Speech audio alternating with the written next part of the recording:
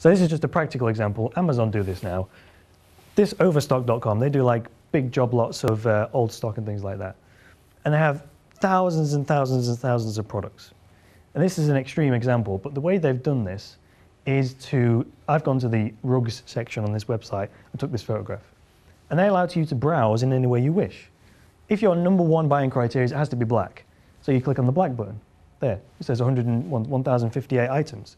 So if you click that, it'll then filter out every other product that isn't black, because there's no point in showing me them because I'm not interested.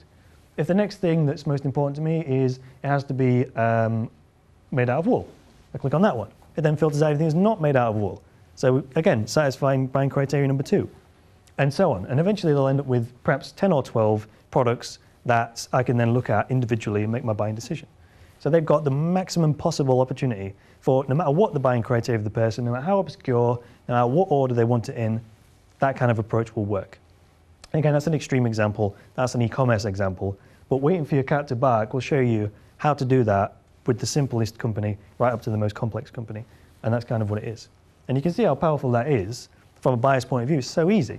And even if you've got a particular budget in mind, you click on your budget range and it filters out everything that doesn't apply to that. So it works for any business. And this example I'm just going to run through now is where, imagine yourself as the owner of a cruising company. This example is actually P&O Cruises. And I'm the managing director of P&O Cruises, and I decide that, based on my analysis, I have 3 distinct types of customer. I have a young couple who have never been on a cruise before. I have an older couple who have been on a cruise before, but they've never booked with me. And then I have an elderly couple who are cruising veterans. They've been existing customers of mine for years and years and years. So we consider the novices. They don't know anything about cruising, not a thing. They need to know all this stuff. Do I need injections? What documentation do I need? How do I get to the boat? Do I get off? I don't know anything about this. So you need to provide all that information to them.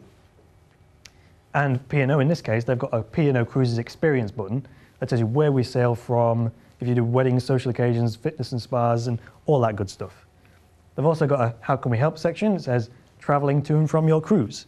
And what they name the buttons is important. You might seem this is slightly unprofessional, traveling to and from your cruise, but that's exactly what people want to know. There's nothing wrong with calling it that at all. Think about the cruising veterans, right? They know all that stuff. They've been on a cruise before. They know what documentation they need. They know you get off the cruise and do excursions. But what they need to know is, why should I buy from you? Why should I ditch my existing cruising provider and book with you? Persuade me to do it.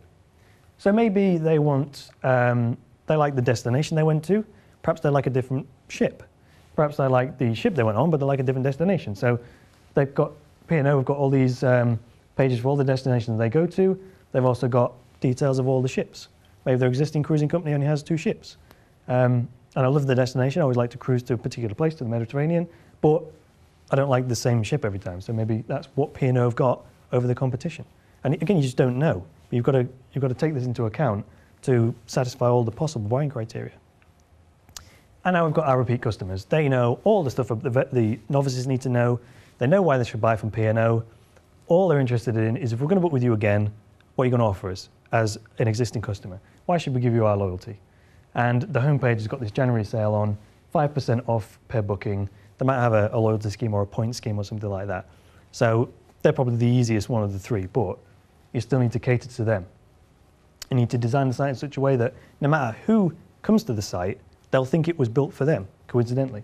But they've done that in a clever way. And that's by taking the time to build themselves a sitemap. They've read Waiting for Your Cat to Bark. They've built these 3 personas, these 3 profiles, and then they've built the site around the buying criteria of each of these personas. As I said, if you want to book ahead, they've got another page for that.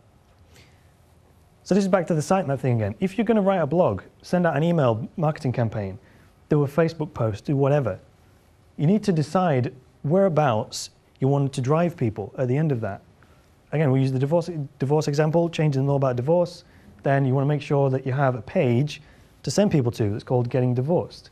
If you send an email blast out about making a will, you need to have a page ready to receive them and to take them by the hand and continue that persuasive momentum through to getting them to be an inquiry.